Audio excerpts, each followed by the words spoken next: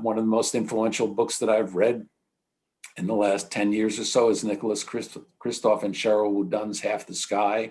It's about the oppression of women globally and the heroic resistance of some women to that oppression.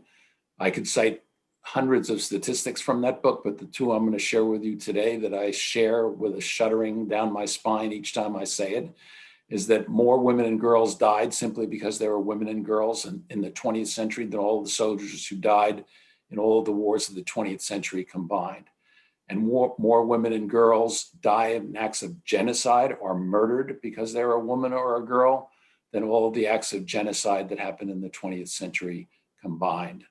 When I wake up every morning, I think of the 32 million girls and women globally who are school age that won't go to school that day because it's against the customs of the law of that land for a girl to get an education. It's why this then wonder child becoming a Wonder Woman, Malala, won the Nobel Peace Prize several years ago, because she literally risked her life so that girls in her village could get an education.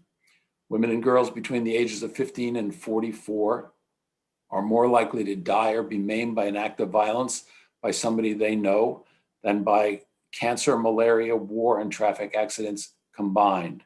More than 100,000 girls under the age of 12 are going to be sold as child brides every year overseas, never to see their parents again.